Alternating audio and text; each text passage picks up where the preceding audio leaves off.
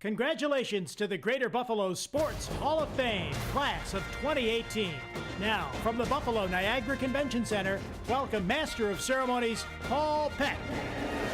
Well, hi, everybody, and welcome to one of the best nights of the year in Western New York sports. This is the 28th annual Greater Buffalo Sports Hall of Fame induction ceremony.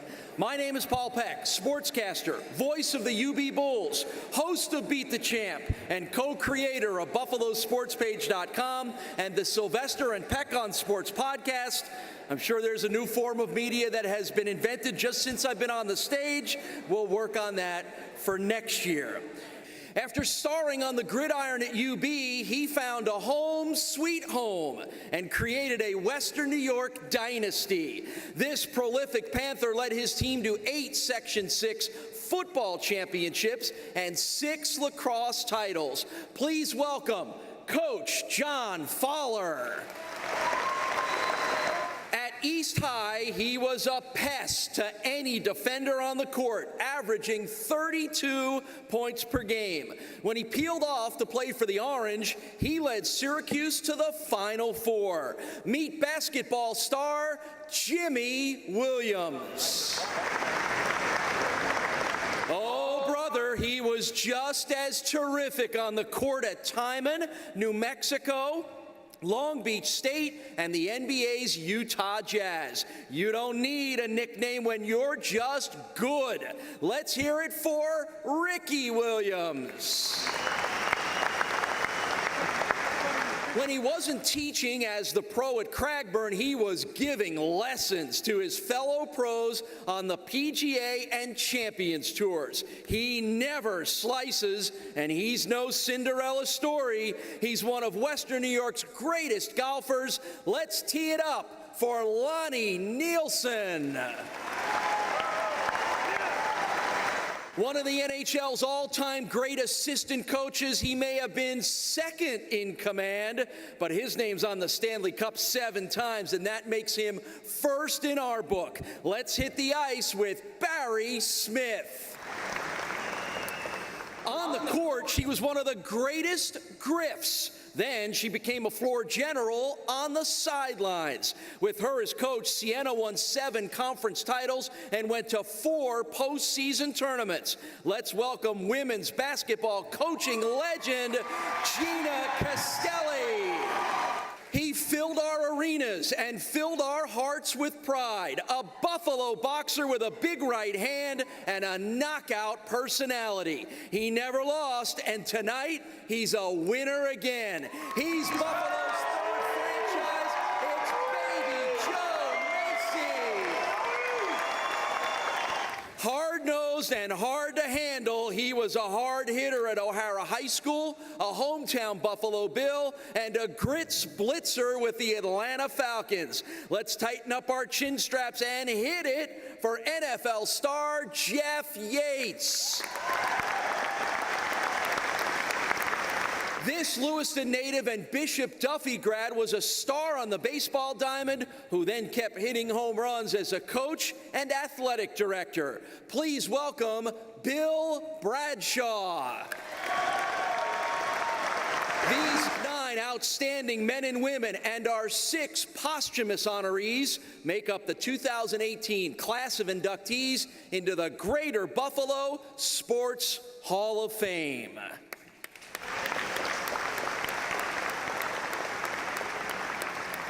So let's get rolling on honoring our inductees, and our first honoree in the class of 2018 is Olympian James Chick Hewson.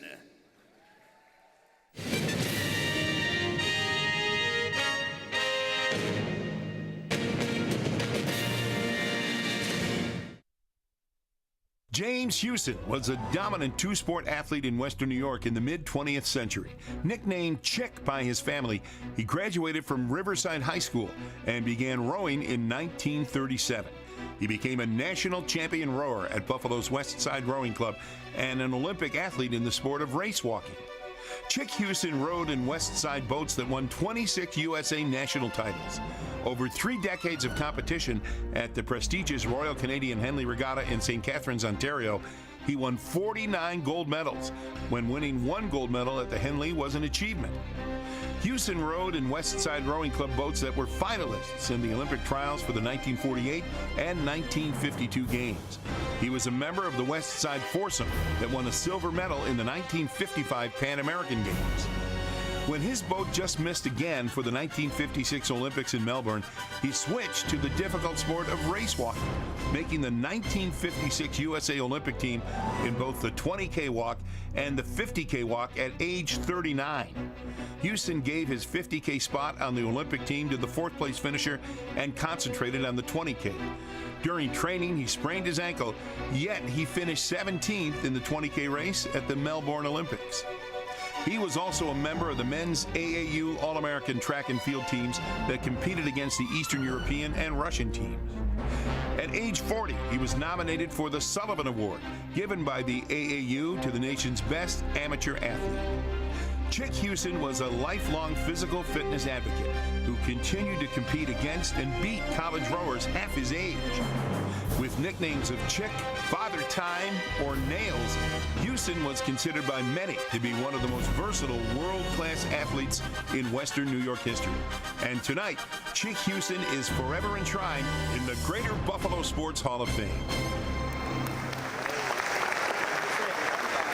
And accepting on behalf of Chick Houston is Chick's nephew, John Houston.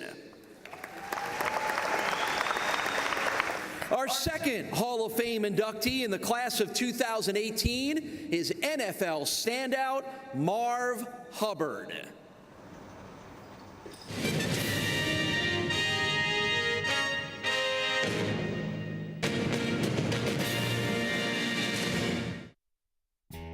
Raised in Red House, New York, Marv Hubbard attended Randolph High School and went on to play his college football at Colgate University. Hubbard's determination and hard work defined his performance on the football field and in life.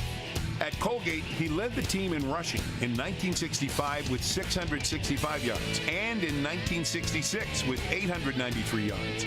Selected by Oakland in the 1968 draft, Hubbard played for the Raiders from 1969 through 1975. A 3-time NFL All-Pro, he helped lead the team to 4 consecutive AFC Western Division titles and 3 consecutive AFC Conference Championship games. A fan favorite for his aggressive style and power, Hubbard led the Raiders in rushing 4 straight seasons from 1971 through 1974, averaging over 1,000 total yards from scrimmage in each. In 1972, he rushed for 1,100 yards on 219 carries with 4 touchdowns, becoming the Raiders' all-time single-season rushing leader. He was also an effective pass receiver, catching 85 passes for 624 total yards in his career, averaging 7.4 yards per reception. Hubbard scored 24 touchdowns, 23 rushing, 1 passing during his career, 6 of which were against his favorite opponent, the division rival Kansas City Chiefs. He is ranked 4th in NFL history for highest yards per carry, 4.82, a higher average than many of the game's legendary running backs, including Walter Payton, O.J. Simpson, Eric Dickerson, Emmitt Smith, and Marshall Faulk. Raiders coach John Madden said of Hubbard, quote, "He was a great game finisher. He stood out on the special teams because he was a fullback, but when you put him on a coverage team, he was like a linebacker." In 1977, Hubbard signed with the Detroit Lions, where he saw reduced play and then retired. In 1995, Hubbard was inducted into the Colgate University Athletic Hall of Honor. In retirement, Marv tried his hand for a brief period as a country musician and songwriter and released the single "Fullbacks Ain't Supposed to Cry" in 1978 and Legend in His Own Mind, Country Boogie in 2009. He passed away in 2015. Marv Hubbard, forever enshrined in the Greater Buffalo Sports Hall of Fame. Well, he's now a legend in all of our minds right now. Sponsoring the induction are the Oakland Raiders, represented by Tom Kohler, president of the Greater Buffalo Sports Hall of Fame, and accepting are Marv's wife, Virginia, and their son, Tyler Hubbard. Our third inductee in the class of 2018 is golfer Lonnie Nielsen.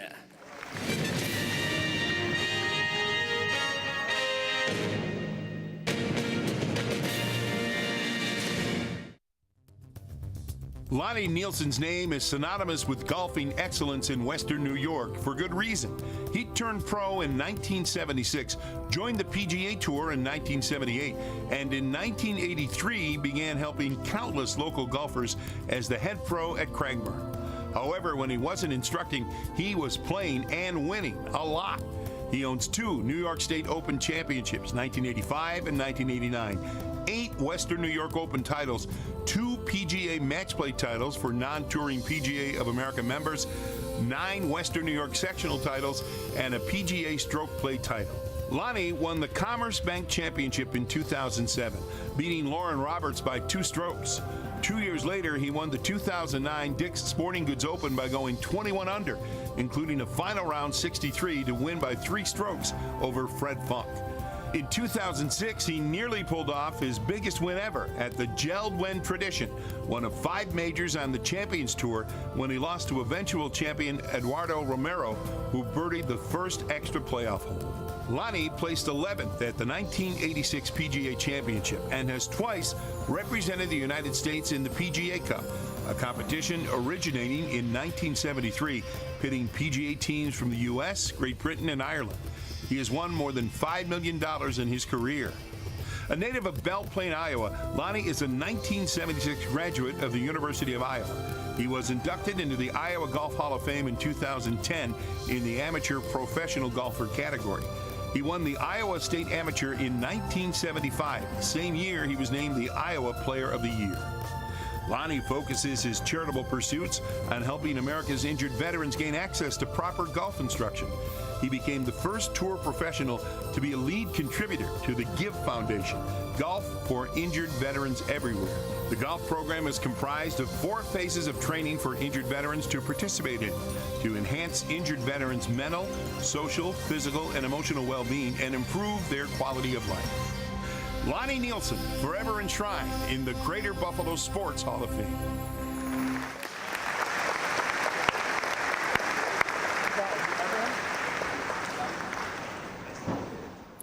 What an honor. I would like to thank Tom Kohler and the Greater Buffalo Hall of Fame and their directors for honoring me with this prestigious award. I would also like to congratulate my fellow inductees. Warren Gelman was our go-to guy. His kindness and generosity is much appreciated. In the winter of 1983, we were living in Cedar Rapids, Iowa. My Iowa Hawkeyes were playing the Iowa State Cyclones. Huge basketball rivalry. A triple overtime with 1 second to go. The Cyclones scored to beat us by 1. My phone rang, and I was thinking it was my buddy that always called me. And I answered, "Hawkeyes suck, maybe a few other expletives." It was a short pause. What's a Hawkeye? It was Gary Grelick calling me to offer the Craigburn job. Probably not the greatest way to interview or to interview. I was born and raised in Iowa, but Buffalo is home now. I spent 20 years as the head pro at Craigburn Golf Club, and I turned 50. They encouraged me to try to call for the Champions Tour, which I was fortunate to do. Both of my wins were in the state of New York. One of my favorite stories was at the Dick's Endicott.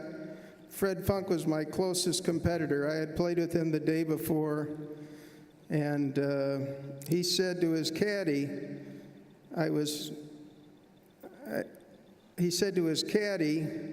"What's that say on Lon Nielsen's name? 6 under par for the day? That's not possible. He hasn't played enough holes." I still hold the lowest winning total for the event.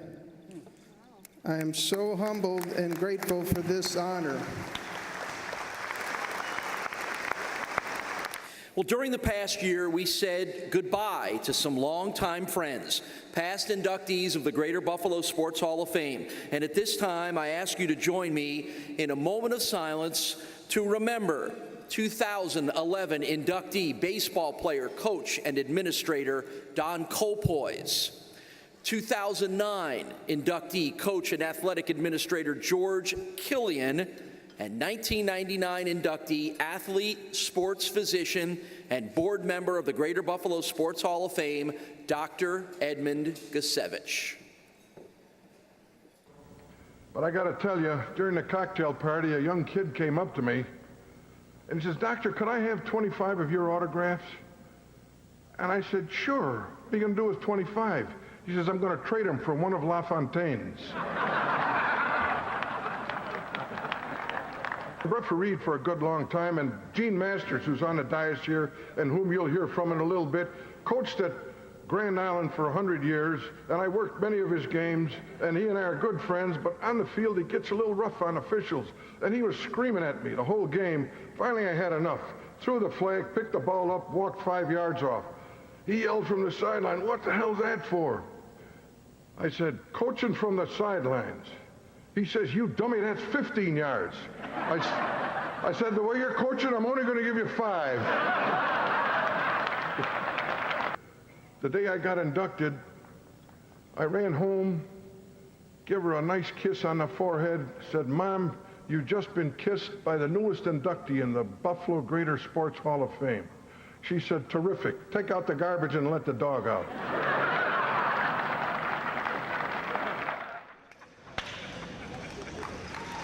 We are honored to have Doc's wife, Connie Gusevich, and members of the Gusevich family with us tonight at table 61. Let's give them a nice round of applause. Our fourth Hall of Fame inductee in the class of 2018 is baseball's Werner Babe Beerer.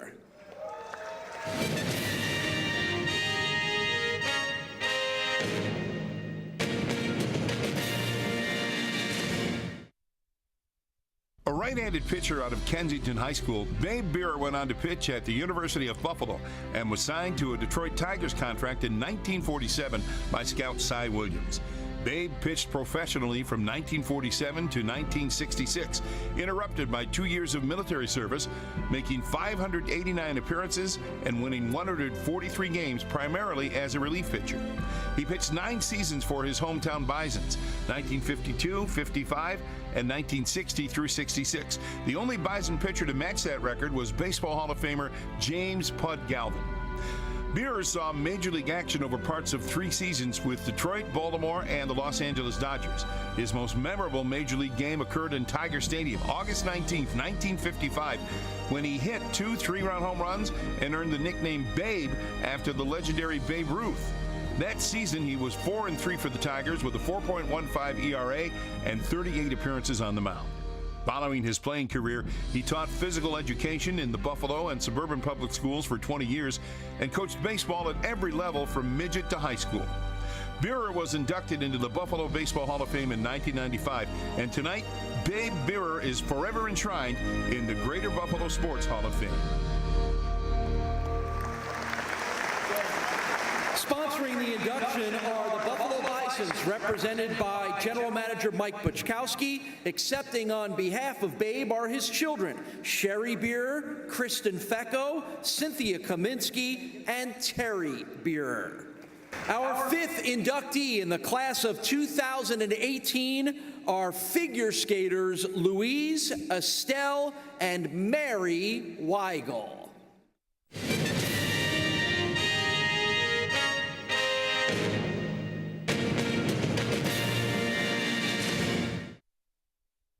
The Weigel sisters, Louise, Estelle, and Mary, were each athletically gifted in their own right.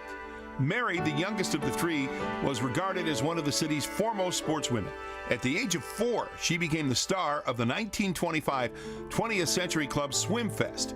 In that competition, she finished 3rd in the form swimming category, backstroke, breaststroke, side stroke, and 1 dive. Her older sister Louise won top honors in her class of 14 and under, mixed boys and girls, while Estelle finished first in form swimming. Daughters of William Weigel, the president of Iroquois Brewery, the sisters' all-encompassing passion for skating led their father to build Buffalo's first artificially made ice rink for the girls in the back of his brewery on Pratt Street. In order for his daughters to practice their more difficult moves and routines, he rented ice time every day at the Fort Erie rink. Throughout the 1930s, the Weigel sisters were perennial stars of the annual Buffalo Ice Carnivals. Louise was the 1932 National Junior Ladies Figure Skating Champion, giving her a berth on the U.S. Olympic team. She finished 14th at Lake Placid in 1932 and 21st in the 1936 Games. A news article said of Louise, skating had become an almost constant occupation. Middle sister Estelle was the 1933 National Junior Ladies Champion, as well as a member of the 1936 Olympic team at the Games in Germany, where she finished 22nd. In 1935, Mary took honors as the National Novice Ladies Champion.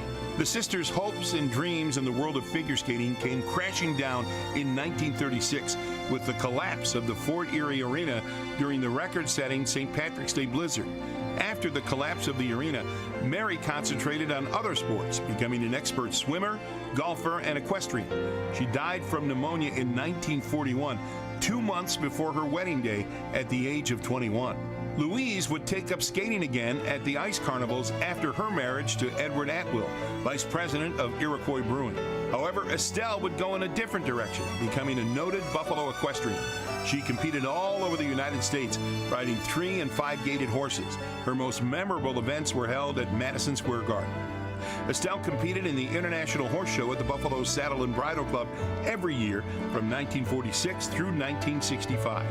In 1966, too ill to compete, she watched as 3 of her horses swept all the gated classes in the event. She passed away in 1967. The Weigel sisters, forever enshrined in the Greater Buffalo Sports Hall of Fame. Sponsoring the induction is Pumpin' Pantry, represented by Melinda Quigg, the granddaughter of Louise Weigel, accepting are Donna Pottle and Elaine Ferguson, daughters of Louise Weigel, and Peter Schmidt, Estelle Weigel's grandson. Our 6th and 7th inductees in the class of 2018 are Jimmy Williams and Ricky Williams.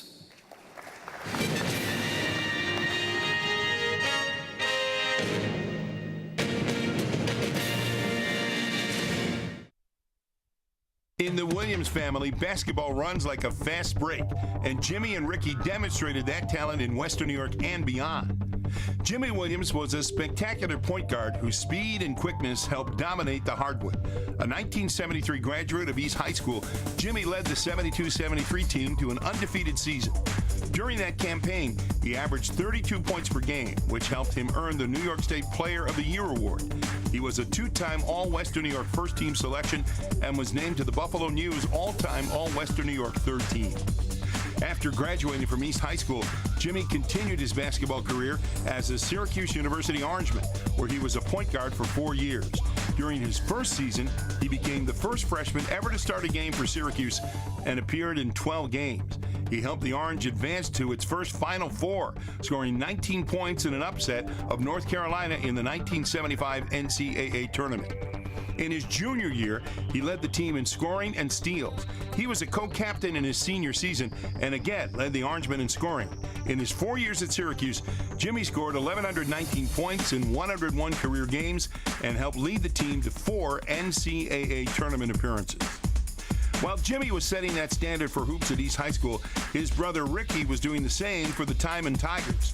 In just 56 games, Ricky scored 1,156 points for Timon, 20.8 points per game, and was the first-team All-Western New York selection during the 1973-74 campaign. After graduating from Timon, Ricky attended the University of New Mexico for 2 years before transferring to Long Beach State. At Long Beach, Ricky averaged 15 points per game as a junior, and in his senior season, he led the team in scoring with 18 points per game. In total, at both schools, Ricky finished with 1,353 points.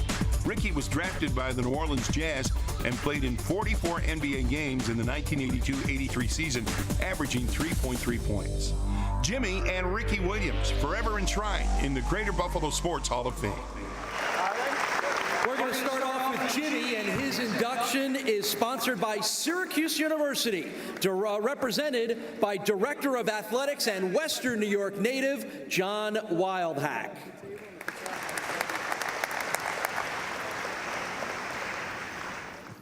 First, I would like to thank God and my Lord and Savior Jesus Christ for giving me the talent and the strength to play this great game of basketball that growing up I learned to love and respect.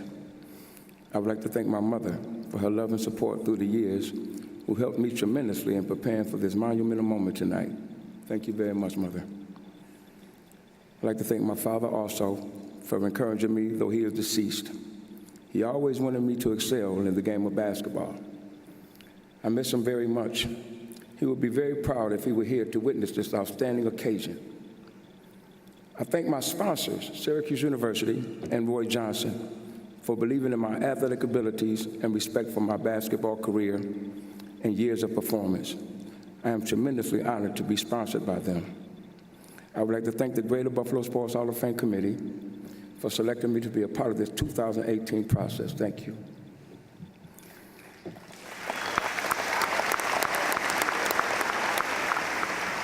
I thank my coaches, my high school coaches, Mr. Bill Bennett and Mr. Harvey Austin, who took over for Mr. Bennett during my senior season, leading East High School to a record-breaking undefeated season of 20 wins and no losses, and bringing Buffalo East High School its first state championship in the school's history.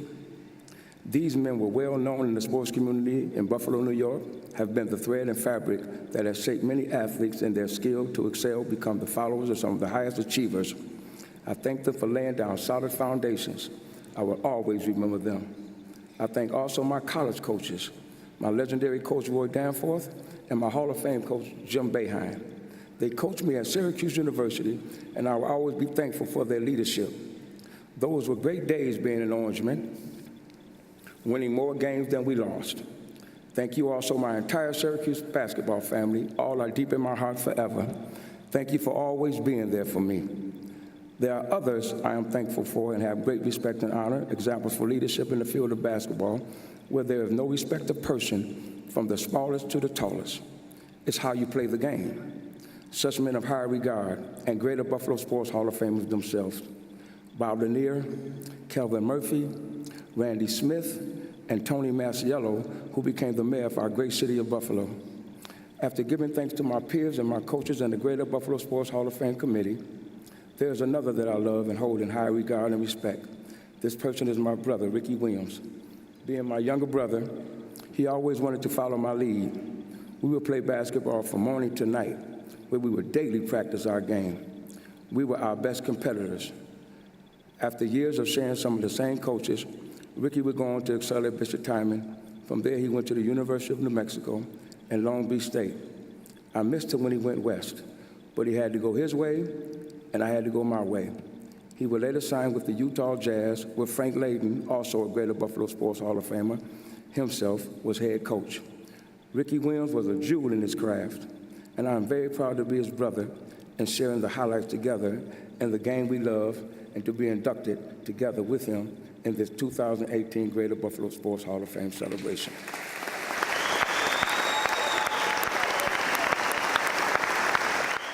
This is truly an honor and a blessing. Thank God for all the honorees and inductees and all that came out to support this great affair. Thank you all very much.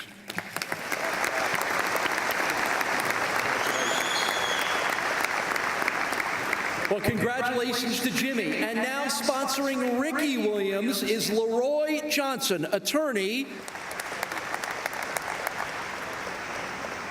First and foremost, I would like to thank my Lord and Savior, Jesus Christ, for giving me an opportunity and talent to become a professional athlete and bless me to be the person I am today.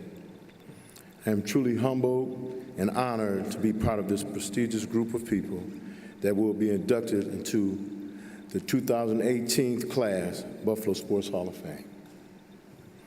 I also would like to thank the selection committee and the board of directors for the outstanding job. To my mother, Ms. Gaynell Williams, thank you for being that great mom. You taught me so much life experience, family morals, and values. Thank you for supporting me in athletics and my educational endeavors. I love you. And thank you for being a great mother. Also, I would like to thank my late father, James Williams, for his support and being there when I needed him. Love you, Dad. May you rest in peace.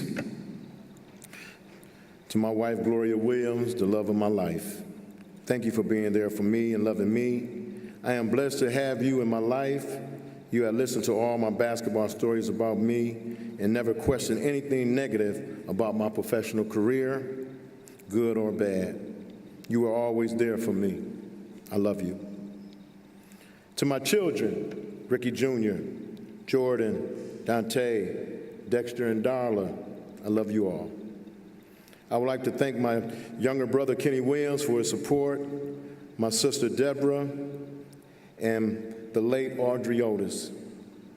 Thanks to my extended family, nephews, nieces, cousin, and to my grandchildren, Gina, Tamaya, Janaya, and Rick III.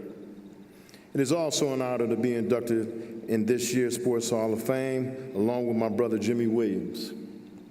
He played for East High School and later starred for Syracuse University. He had been very inspirational to me, and I am proud that I have followed his footsteps in athletics, especially in basketball. Thank you to all my mentors, the late William Raspberry, Gino Robeson, who gave me my first weight jacket. I appreciate that very much, Gene. Without you being in my life and helping me to achieve, I don't know what the outcome would have been. But I thank you very much, Gene, for being there for me. Also, my sponsor, Roy Johnson, Clyde Alexander, Gary Flakes, and the NBA Hall of Famer, Calvin Murphy. These wonderful people had taken time out in their lives to help me develop my leadership skills and instructions to succeed in life. Special thanks to all my coaches who played a big part in my journey as an athlete.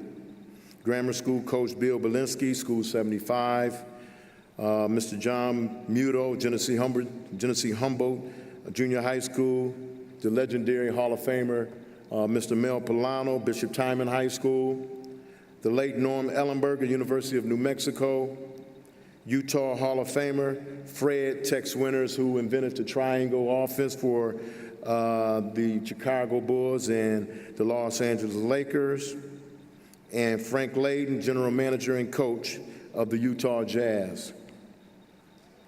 I would like to thank Bob Williams, also the director and founder of the Operation Sports Rescue. He founded a youth league at the Humboldt Park here in Buffalo, New York, Spring Street Playground, and other playgrounds throughout the city of Buffalo. Thank you, Bob. Thanks to all my friends and family who supported my basketball career, but not forgotten, my teammate and friend, Michael Russell, rest in peace.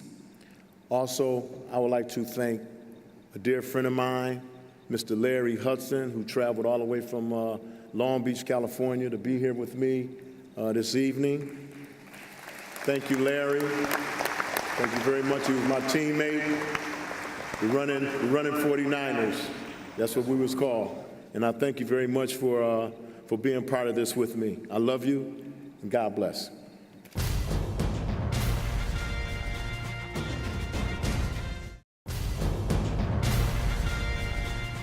Our 8th inductee into the Greater Buffalo Sports Hall of Fame's class of 2018 is NFL star Jeff Yates.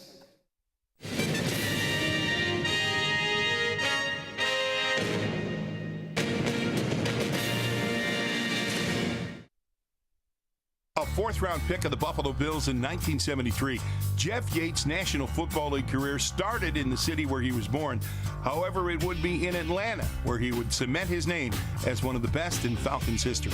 Born in Buffalo in 1951, Jeff started his football career at Cardinal O'Hara High School. During his time in high school, he was the team captain, an all-Western New York tackle, and was known for being an extremely hard hitter. During his senior season, he went through a brand new helmet and 3 face masks. Yates went on to Boston College to play all 4 years and graduate in the class of 1973. During his time at BC, he was named to the UPI All-East team as well as the AP All-East All-Star team in 1971. As a senior, Jeff's toughness was on display as he played through 3 torn knee ligaments and still earned a trip to the Senior Bowl while receiving All-America honors. His time in the NFL with Buffalo lasted only from 1974 through 1976. After appearing in 3 games for the Bills in 1976, he was waived. Although Jeff's dreams of playing for his hometown team were over, he pursued his NFL career once Atlanta came calling. In 1978, he became a starter on Atlanta's defensive line, solidifying his legacy with the Falcons. He stayed with the team through the 1984 season. In his career, he played in 138 games with 84 starts over 11 seasons. Jeff Yates is no stranger to various sports halls of fame, as he was inducted into the Boston College Varsity Club Athletic Hall of Fame in 1987 and the Cardinal O'Hara Athletic Hall of Fame in 2006. The Buffalo News selected him to their 50th anniversary All-Western New York first team, and the Bleacher Report labeled Yates as one of the 50 best players in Atlanta Falcons history. And tonight, Jeff Yates is forever enshrined in the Greater Buffalo Sports Hall of Fame.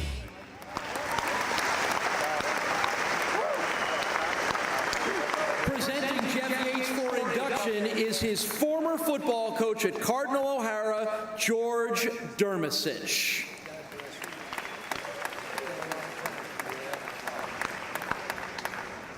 It is an honor for me to have the opportunity to stand before you tonight as an inductee into the class of 2018 Greater Buffalo Sports Hall of Fame.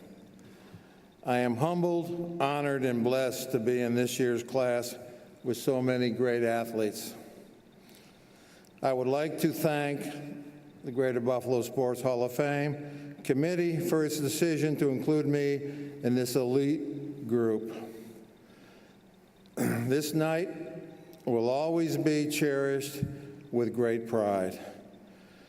I could not stand up here tonight and thank everyone that has played a role for me being here tonight, but I do have to thank some individuals.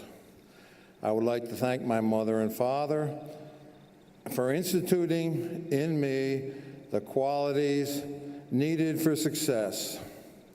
Of all the qualities my parents have given me, one stands out. They've always believed in me, thus providing me with a most special gift, the gift of believing in myself.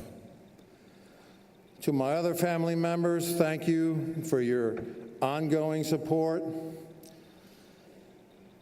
and your interest in my life and my career. Thank you to my wife, Becky, and my son, Brock, who continue to inspire me and support me with my charity work through my affiliations with both the Atlanta and Buffalo Bills Alumni Associations.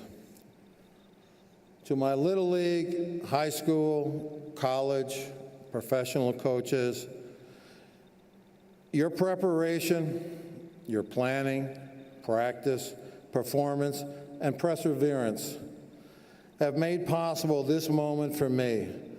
I am a better person and player for having been a part of your life. Thank you for all you have given me and all you have done for me. I would like to thank all of my friends in the neighborhood and in the pizza parlor where we worked growing up. Together, we played sports constantly. We invented games, made our own rules, and competed We challenged other neighborhoods, other places of work, to weekend football games. This is what we did growing up. We shed some blood, we shed some tears. The games were a lot of fun, often intense, and usually we were victorious. We developed skills and abilities and played for the pure enjoyment and fun of the game. Though I left Buffalo in 1976 to pursue my football career in Atlanta, tonight you have bestowed an incredible honor on a man born and raised in Buffalo, New York, that lived out a dream of playing pro football in the NFL with the Buffalo Bills. You have inducted me into the Greater Buffalo Sports Hall of Fame class of 2018. I was a great football player that a few people know, who played on one of the best defenses in the NFL that a few people have heard about, and from the greatest city, Buffalo, New York, that only those who live here care about. Thank you.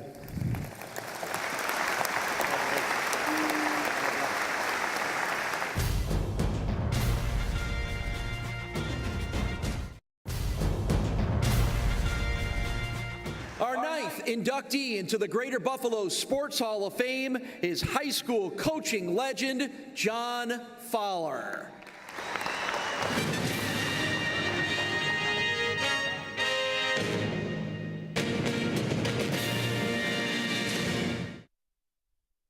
John Fowler played football for the University at Buffalo and in 1970 led the Bulls in rushing with 500 yards. In addition, he led the squad in scoring in both 1969 and 1970. He continued playing football for 6 seasons after graduating from UB as a running back for the Twin City Geminis semi-pro team. Although Fowler was a native of Rochester, it was not until he moved to the Buffalo-Niagara region that he found his home sweet home. After 2 years of service in the United States Army, Fowler was hired as a physical education teacher at Sweet Home High School, and he quickly became involved in the school's athletic programs. He coached the modified, freshman, and JV football teams from 1974 through 1985 before taking over as varsity coach in 1986. In his 31 seasons at the helm, Fowler's football teams earned a record of 217 wins, 84 losses, 1 tie, ranking him 4th in all-time Western New York victories. His teams captured 16 division titles, 8 Section 6 championships, and 2 New York State championships in 2008 and 2009. From 2008 through 2012, Fowler's teams only lost 3 times. And from 2007 through 2012, the Panthers won 69 consecutive games against Section 6 opponents and earned 6 straight section titles. Fowler's coaching success was not limited to the gridiron. He also started the Sweet Home lacrosse program in 1976 and coached the squad until he retired after the 2017 season. He led the Panthers to 6 Section 6 titles and ranked 2nd all-time in Section 6 lacrosse coaching wins with 373. In addition to his coaching duties, he also served as the Section 6 boys lacrosse chairman from 1980 through 2014. Fowler retired from teaching in 2015 after 41 years, retired from football after the 2016 season, and retired as lacrosse coach after the 2017 spring season. Tonight, John Fowler is forever enshrined in the Greater Buffalo Sports Hall of Fame. Presenting John for induction is longtime assistant coach and current head coach at Williamsville East, Mike Chirillo, and longtime Sweet Home assistant coach, Mike Falks. Well, it's great to be here tonight. I would like to thank the Buffalo Sports Hall of Fame for including me as one of the inductees this year. My gratitude goes out to Sean McCrossan and Steve Ulmer for guiding me through the entire process.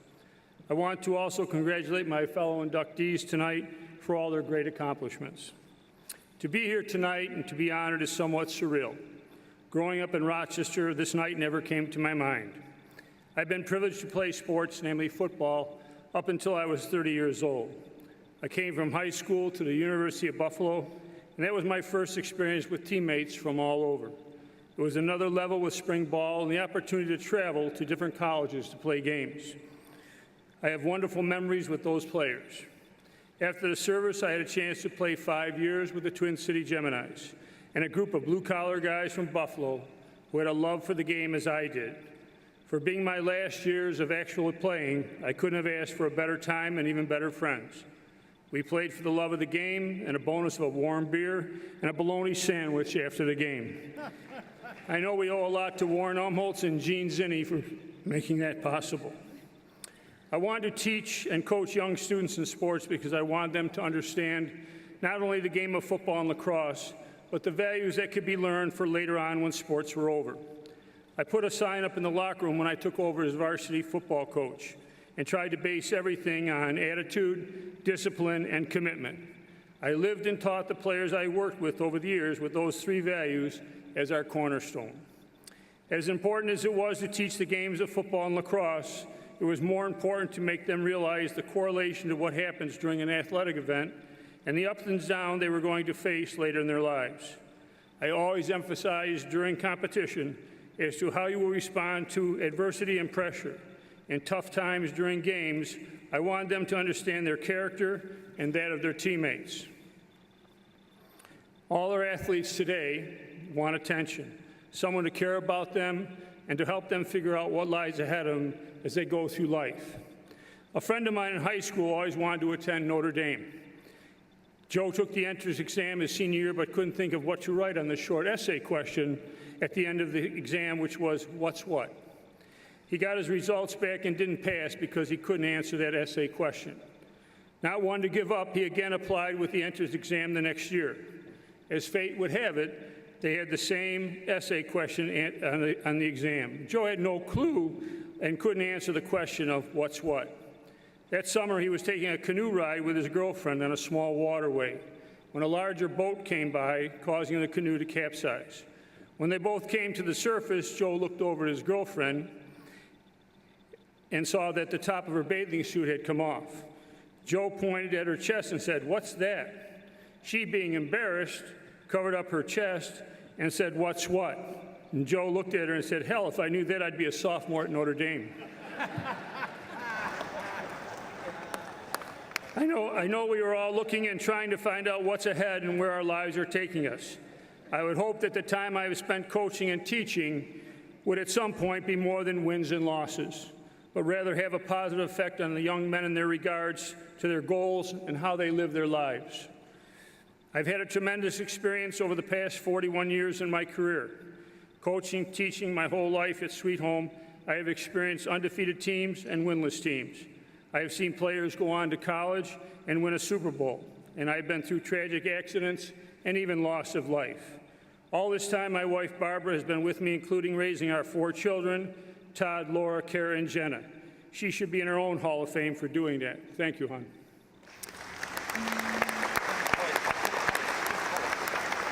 Finally, all through my life, it's been my Lord and Savior, Jesus Christ, by my side, and to him I give the glory. My sincere thanks to all those who have touched my life. Just knowing you has made my life complete. Thank you, and God bless.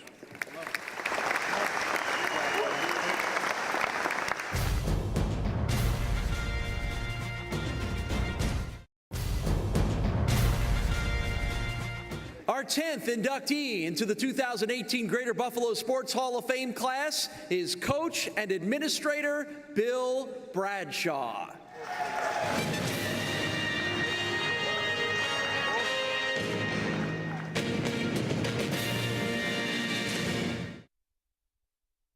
A Lewiston native and graduate of the former Bishop Duffy High School in Niagara Falls, Bill Bradshaw was an All-American baseball player at LaSalle University, class of '69. Bradshaw did not miss an inning at second base during his sophomore through senior seasons. One of the top middle infielders in the country, Bradshaw set school records in many categories. During his 3-year career, he held a .360 batting average. Bradshaw played professional baseball in the Washington Senators organization for 2 years before suffering a pair of broken ankles and returning to Western New York. He also played semi-professional baseball in the Western New York area for 5 years, helping to lead the Sloan Bruins to the 1970 National Amateur Baseball Federation Championship. He then accepted the position as baseball coach at Niagara University from 1972 through 74, setting a record for total wins over the 2-year tenure. From playing and coaching, Bill transitioned into athletic administration, and NCAA Division I athletic director for 38 years. Bradshaw has led the programs at LaSalle, DePaul, and at Temple. During his first stint at LaSalle, Bradshaw's teams won 28 conference championships and received 3 men's basketball and 2 women's basketball NCAA tournament bids. At DePaul, he was instrumental in forming the Great Midwest Conference. With Temple, he resurrected the Owls football program, oversaw construction of basketball and football complexes, and took their program through 2 conference changes. Bradshaw is a member of the LaSalle Hall of Athletes, the Western New York Baseball Hall of Fame, Niagara Catholic Hall of Fame, the Niagara Falls Sports Hall of Fame, and the NACDA Hall of Fame, and tonight joins the pantheon of elite athletes in the Greater Buffalo Sports Hall of Fame.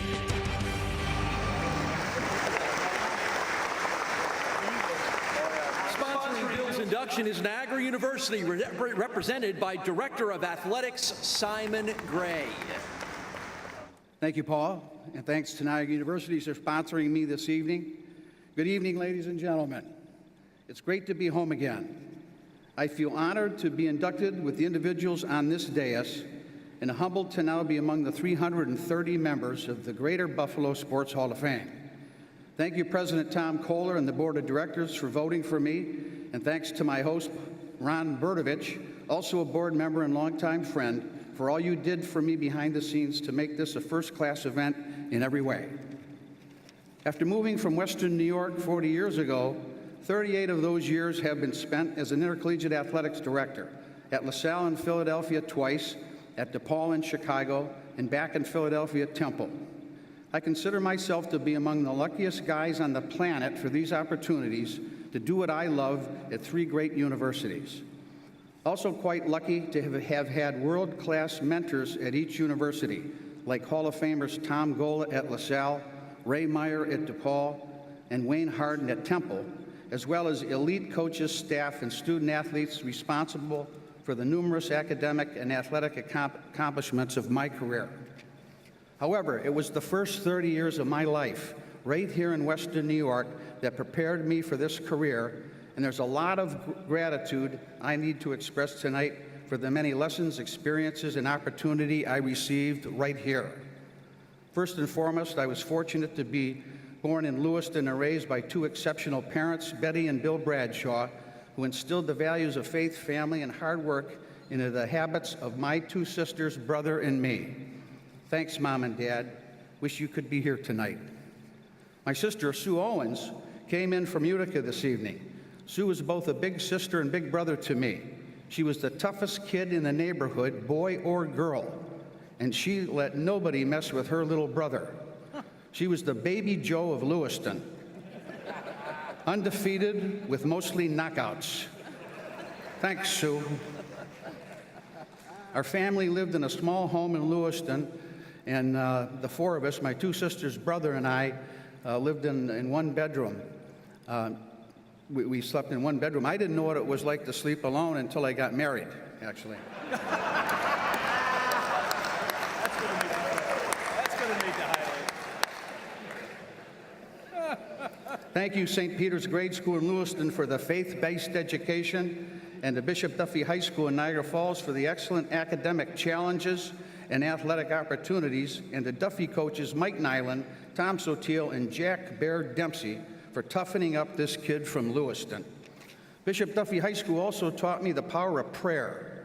In February of my senior year in basketball, we were playing a big game against St. Joe's of Kenmore at home.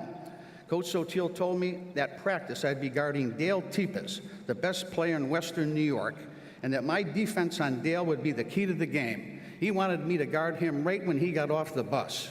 Well, I took it literally. About an hour before the tip-off, I see Dale Tepas leave our auditorium and go out into the hallway. I follow him.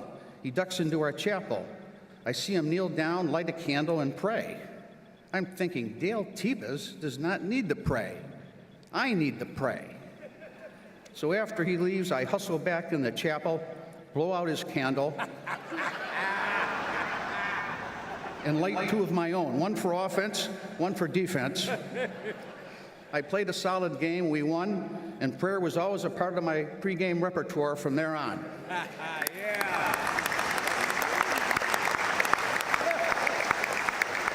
Sorry, Dale, if you had left the quarter there, it might have been better luck for you. I will be forever grateful to Henry Nichols for including me on his Duffy Boosters semi-pro baseball team the summer of my junior year. 3 straight championships and lots of fun. Some of those guys are here tonight. Thanks for coming, and thank you, Henry. And Henry, you've been coaching me all my life. Thanks for making me take that 8-inch putt last week at your country club on the 17th green. It wasn't left edge, by the way. Thank you, LaSalle University, for the baseball scholarship, great education, and lifelong friends. And to Phil Contrabecchi, Duffy great, thanks for watching over me during my freshman year, your senior year at LaSalle. I'm grateful to Buffalo Bison's manager, Hector Lopez, for allowing me to work out with the Bisons before a home game, which led to my signing a pro contract with the Washington Senators after graduation my senior year. After a second broken ankle in 2 years ended my pro baseball career, Niagara University came to the rescue, and I spent my next 5 years as a Purple Eagle in the following positions: as a resident assistant while earning a master's degree, an assistant baseball coach, then as head baseball coach hired by athletic director Frank Layden, and finally as director of alumni. Thanks, Niagara University, especially to my former players who are out there this evening: assistant coach Paul Smith, Eddie Warnicki, Doug Farrell, a bunch of those guys. I can't name them all. Thanks for being here. 2 other special Western New York baseball teams I'd like to recognize: the Sloan Bruins, who was mentioned earlier, who represented Buffalo as the 1970 national championships. Teammates Dale Tepes and John Roth are here. And Wheatfield Post 1451, who won the 1971 New York State American Legion Championship.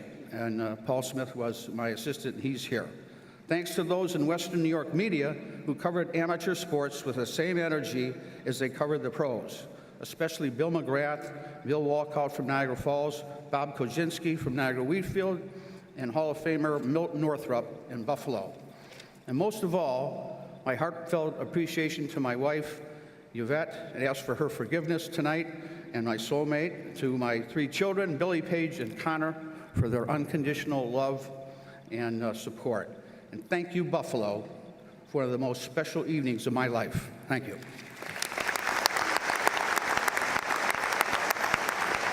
Our 11th inductee into the Greater Buffalo Sports Hall of Fame is basketball coaching legend Gina Castelli.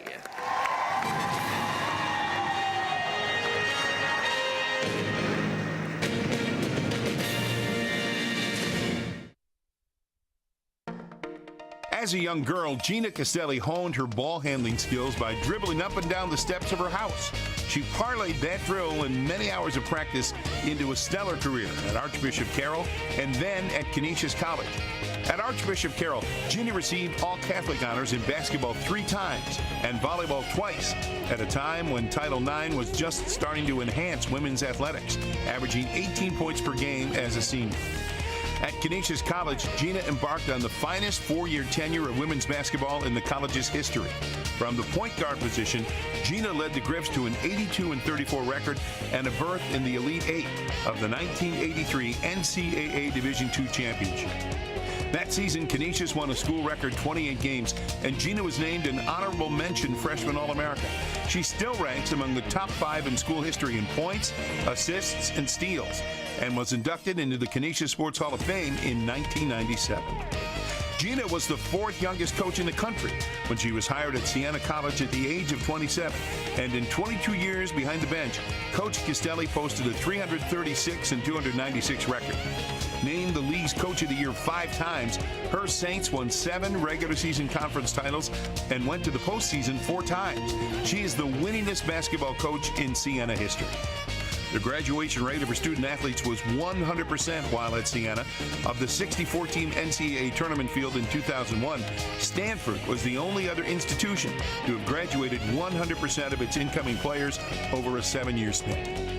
Castelli was also active in the Capital District community, having received the Women of Excellence Award in 2010 for her community service work. Gina is currently the coach at Lemoyne, where her teams have posted a 77-65 mark in 5 years. Her overall coaching record at the end of the 2017-18 season stands at 413 wins, 361 losses. Gina Castelli, forever enshrined in the Greater Buffalo Sports Hall of Fame. Sponsoring the induction of Gina is Canisius College Athletics, represented by Athletics Director Bill Maher. I never dreamed of this. Thank you so much to the Greater Buffalo Sports Hall of Fame for this incredible honor, and congratulations to all the Hall of Fame inductees tonight. I'm honored to share this night with all of you.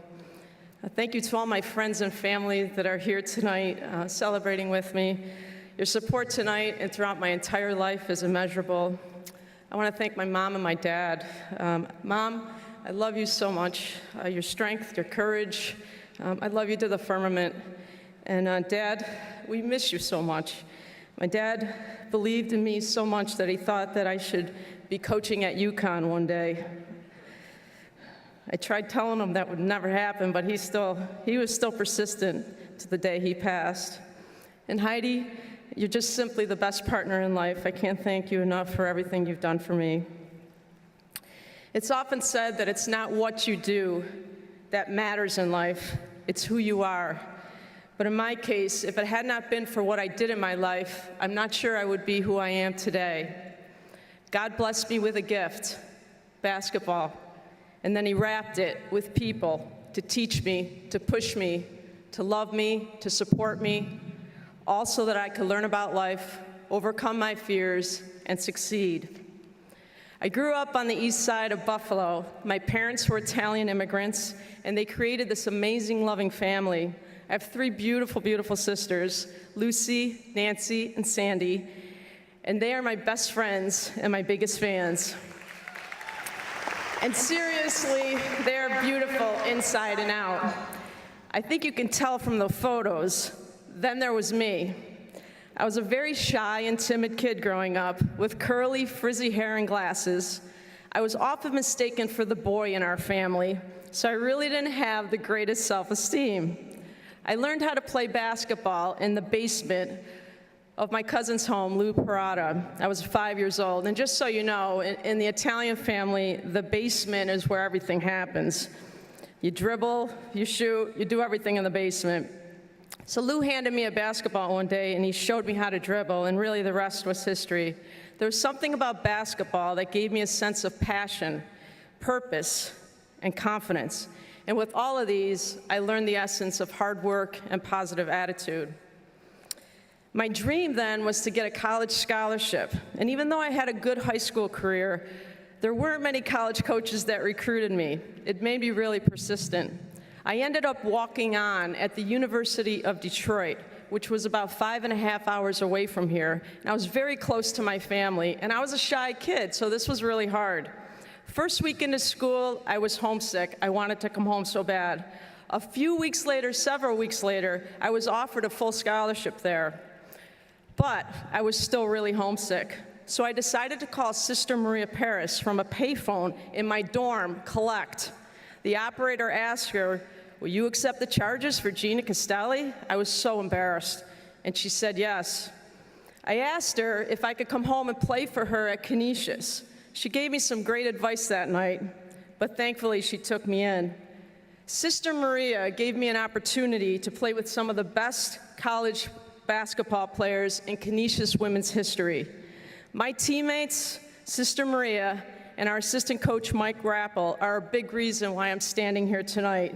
They not only pushed me to reach my potential, they made me such a better person, and I love them for it. Becoming a college coach now has empowered me. It's something I never thought I would do in my life. When the athletic director at Siena, Bill Kirsch, asked me if I would accept the head coaching position, I initially told him no. I said honestly, I really don't think I have enough knowledge nor experience. But what I wasn't telling him or anyone else was that the real reason I had a fear of this job was that I had a real fear of public speaking. I knew if I accepted the job, I would have many speaking engagements. And one in particular was a Siena College Hall of Fame event that was held late September, early October. It was a well-attended event that men's and women's basketball coaches were asked to speak at. It scared me enough to not take the job. With some coaxing from my coaching colleagues Jim Jaber and Brian Rubino, I accepted the position. The day after I accepted the position, I started writing that Hall of Fame speech. I memorized it for the next 4 months. I got up there and spoke for a minute. The irony of it all is this: it's almost 30 years to the day of that first speech. If I had not accepted the job that day and allowed fear to win, I would have never learned from the most amazing administrators. I would have never worked with some of the most loyal assistant coaches that are my good friends today. I would have never coached some of the most gifted and talented student athletes. I would have never met Heidi, and I probably would not be here tonight speaking at my own Hall of Fame induction. What a gift. Thank you, God.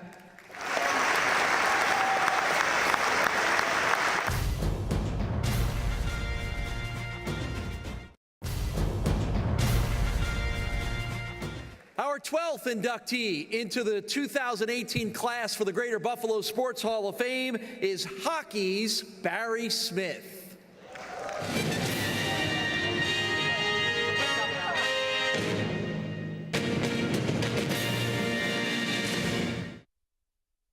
Barry Smith, born in Buffalo in 1950, grew up in the town of Tonawanda, attended Kenmore West High School, and is a member of the Ken West Hall of Fame. After graduating from high school, Smith's road to success began at Ithaca College. A three-sport athlete for the Bombers, Smith participated in football, lacrosse, and played 4 years of hockey, serving as a team captain in his senior season. Fresh out of college in 1972, Barry played 2 years of semi-pro football as a wide receiver with the Twin City Geminis. In 1976, Barry took over the head hockey coaching duties at Elmira College. His overall record during a 5-year span was 129 wins, 50 losses, 3 ties, including 4 20-win seasons. His Elmira teams were 2-time NCAA Division II finalists, with the 1979-80 team losing in the championship game. Smith's long career as an assistant and associate coach in the NHL began in 1986 and has included positions with the Buffalo Sabres, Pittsburgh Penguins, Detroit Red Wings, Phoenix Coyotes, and the Vancouver Canucks. While with the Sabres, he served as the team's summer hockey school director from 1986 through 1989. After serving as an assistant on Wayne Gretzky's staff in Phoenix from 2005 through 2007, Smith spent 3 seasons as coach and director of player personnel with SKA St. Petersburg of the KHL, the elite professional league of Russia. His international resume also includes stints as head coach in the Swedish Elite League, assistant coach for Team USA at the 1991 and 2004 World Cups, and associate coach for Sweden at the 1996 World Cup and the 1998 Winter Olympics. Currently the Chicago Blackhawks Director of Player Evaluation, Smith's role is helping players transition to becoming professional hockey players. Achieving success at nearly every level, Barry has been an integral part of 7 Stanley Cup champions, 2 with Pittsburgh, 3 in Detroit, and 2 more in Chicago.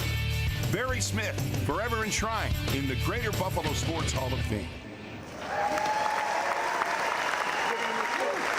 Sponsoring the induction are the Chicago Blackhawks, represented by Scotty Bowman, Senior Advisor for Hockey Operations.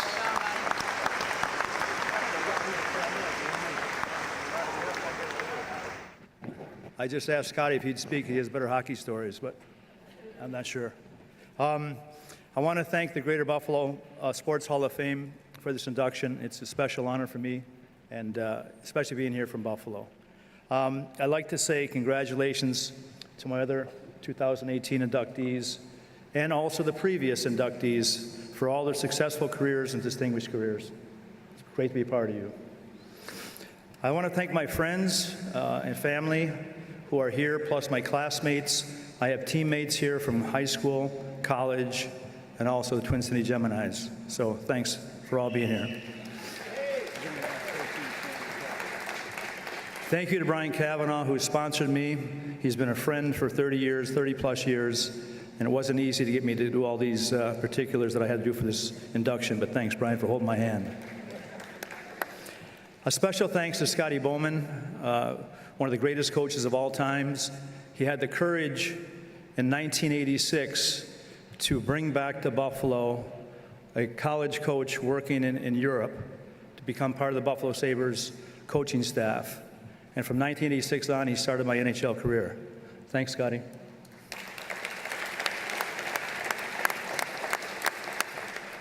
My two brothers are here, Neil and David. Both merit the possibilities to be standing here with me because they were both distinguished athletes at both the college and pro levels. Neil in football, David in hockey. I mean, you could be joining me here tonight very easily, but thanks for being here. We grew up across from Herbert Hoover School on Traverse Boulevard. And we grew up in an era of free-range parenting. We were allowed to go out and run all day long. We had ball fields, we had tennis courts, we had playgrounds, and we had the Delaware pool. In essence, Club Med couldn't touch our lifestyle. And the town of Tonawanda also had excellent recreational and sports facilities. We had baseball fields, we had tennis courts, we had golf courses, we had swimming pools, we had outdoor arenas. So they gave us everything, but the most important thing that I received, and I believe we all received, was the presence of coaching. And it was the neighborhood coach who took us under their wing at young ages. And the neighborhood coach is who I'd like to dedicate this evening to.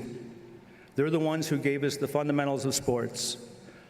My father, Bob Smith, was a tremendous neighborhood coach. He coached football, baseball, and hockey.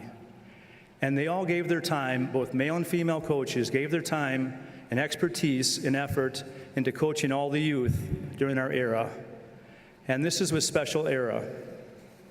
I believe that we have to encourage our kids of today, our youth of today, to have what we had. We had coaches who taught us work ethic, sportsmanship, team play. They taught us the fundamentals of the sport. They said to us it's okay to lose, but we also had a chance to feel the jubilation of victory. So it's the youth coaches who are ones who built the building blocks for anybody who is here. And they're the special people. They do it without being paid. They do it in the dark. There's no fame. There's no Hall of Fame for them. So to you youth hockey coaches, neighborhood coaches of the past, of the present, and the future, I think we have a very important role. I take a look at today's playgrounds. I take a look at the ballparks.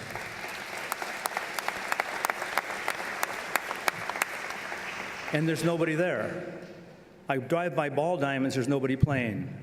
So we have to find a way for today's youth to teach them the creativity of play. Home run derby over a bicycle, pick-up sides, wiffle ball, you name the sport, we all played it. So somehow we have to give back to what we're given.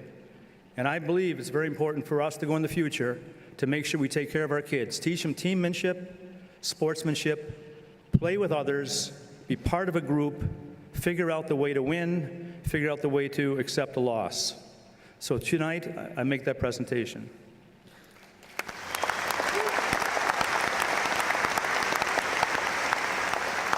Most importantly, and lastly, but most importantly, is my family.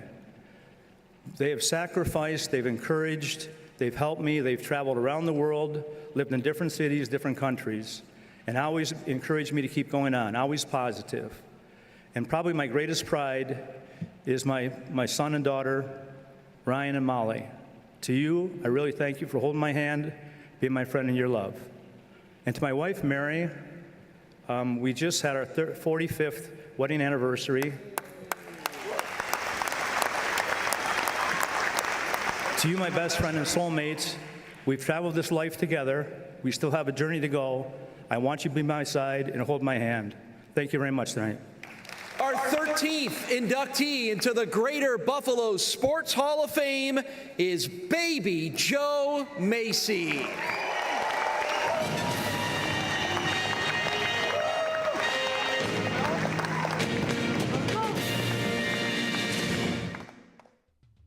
Born in Tonawanda, Joe Macy attended Sweet Home High School, where he was a three-sport athlete in football, baseball, and wrestling. But it was the sport of boxing that defined his rapid national ascent at the age of 19. Affectionately known as Baby Joe, Macy was a New York State Golden Gloves champion in 1993, 95, and 96, with a record that included a victory over future heavyweight champion Hasim Rahman. In addition, Macy was an Empire State's gold medalist in 1993, a United States Olympic alternate in 1996, and a New York State heavyweight champion in 1999.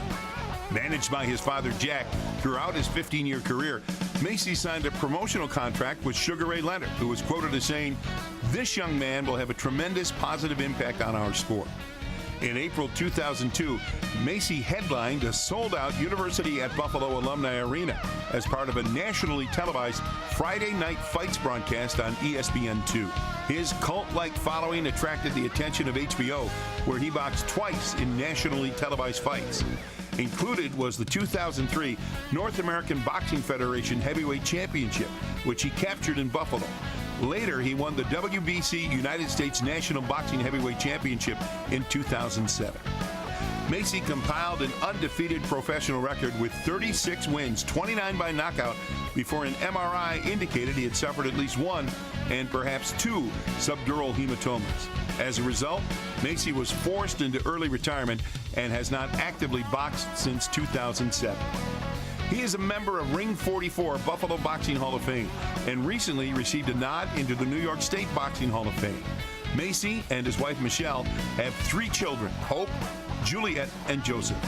Over a short but successful professional career, Joe Macy elevated Buffalo boxing into the national spotlight, became a hometown hero, and cemented his legacy as a true ambassador for Western New York.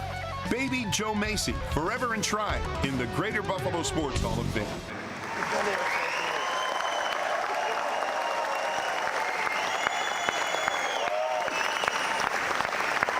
Sponsoring the induction of Baby Joe Macy is Triad Distributing, represented by CEO Gene Vukovic.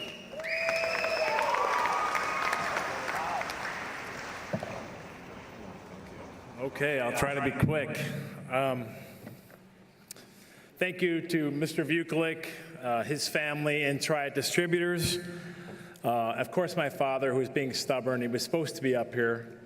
And the other third person is my trainer, Juan De Leon, my lifelong boxing coach. He couldn't be here. He's in LA. His 2 kids are here. Juan is training one of 2 of his world champions. But those are the 3 people I have to thank right off the bat, because they saw the vision of the 3rd franchise far before I saw it. And they're the reason for me being up here. Thank you to the Greater Buffalo Sports Hall of Fame for this great honor. Congratulations to everybody up here and all of their accomplishments. I can't think of a better class to be included with. But it's been a reflective year for me. Earlier this year, I was inducted into the New York State Boxing Hall of Fame, which is a great honor.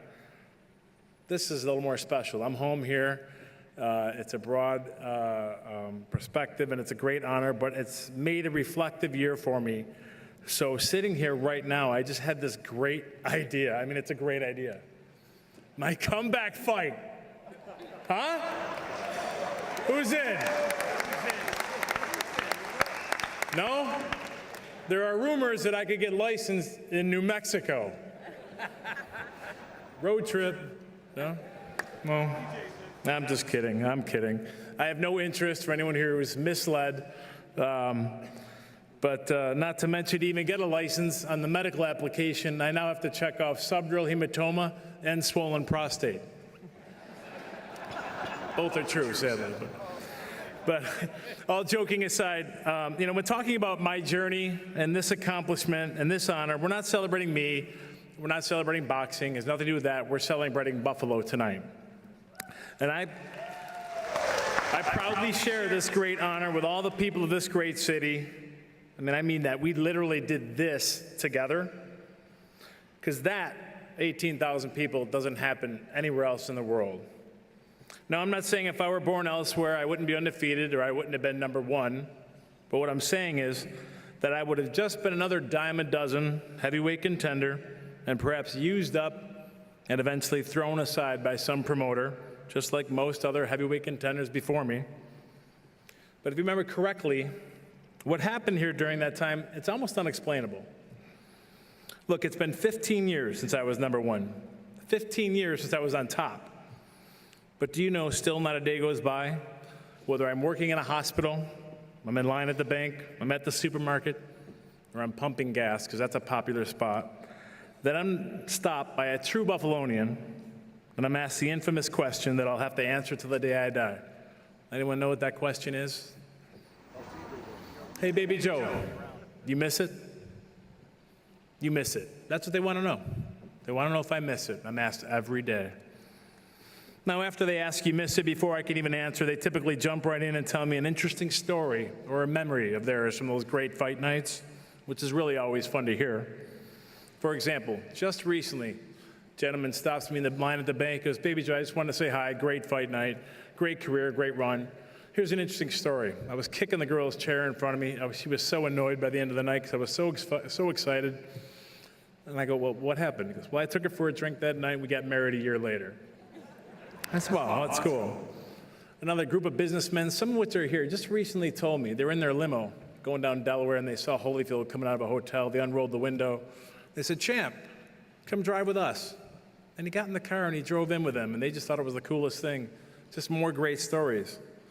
The Father's Day fight, Robert Davis, ESPN2 Friday Night Fights, HSBC Arena. I'm stopped by more sons and fathers and grandfathers just saying how great of a special night that was to spend together. Some of those fathers and grandfathers are no longer here, but they'll always remember that. And it was a great, great weekend for them. But there are more important and more emotional stories I often hear when young men and women, survivors, tell me they appreciated me coming to visit them when they were hospitalized for their treatments.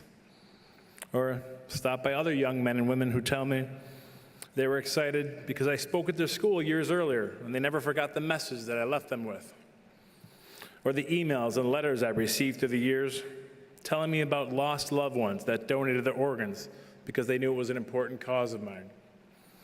These are the stories I really appreciate, and they really helped me to understand what this all was for.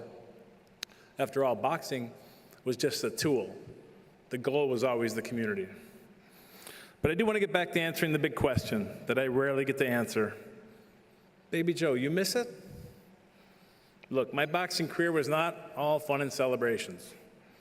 It was the most difficult and painful thing I will ever encounter. 3 workouts a day, travel schedule was often hectic, constant muscle ache, broken nose, stitches, fractured hands and ribs, broken orbital bone, fractured jaw, the knockdowns, and I mean me, the team disagreements, the media, the criticism, the lawsuits, the expenses, the politics, the doctors, the lawyers, the judges, the promoters, the letdowns, and the brain bleeds. But look, I don't want anyone here to think I'm ungrateful or unfortunate. I know that it's boxing that got me here, and it's what made me, and I appreciate that. But there are days I remember thinking, this just isn't worth it. And then some even darker days after my career was officially cut short. After all, I don't know how many years I thought about and dreamt about fighting for the heavyweight championship of the world right here in Buffalo. But it's the stories I told earlier and the people here that quickly bring me back to reality. But for someone to ask, you miss it? Do I miss it? Look, you all know today, I live a really great life.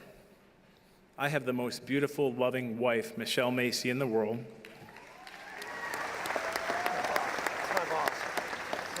I have 3 of the most amazing kids you could ever ask for: Hope, Juliet, and Joseph. And for almost 10 years now, many of you don't know, I've made a great living working for a Fortune 500 company as a top salesman, selling leading medical technology to our local physicians, some of which who are here. So often, I have to remind myself sometimes life doesn't always work out as planned. Sometimes it works out better. So, in closing, I can just see it now, tonight, when I'm on my way home with my wife. And of course, we realize we need to fill the tank up because tomorrow's a big day at work in the sales job. I may get out of the car at the corner gas station, go to the pump, and I may make eye contact with the gentleman at the next pump, like I always do. And he'll say, "Hey, baby Joe, you miss it?" And just once and for all, I'm going to look him right in the eye and tell him how I feel. And I'll say, "You're damn right I miss it."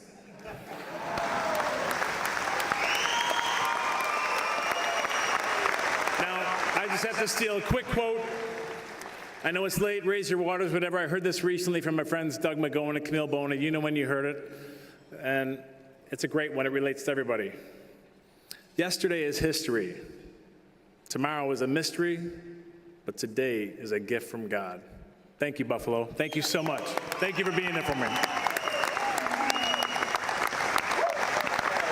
Thank you for being a part of another wonderful night. Thank you to all the wonderful memories that the members of this class have given us throughout their careers. Thank you for being here tonight. Thank you for watching. Thank you for supporting the Greater Buffalo Sports Hall of Fame. Have a good night, everyone. Thank you for a wonderful evening.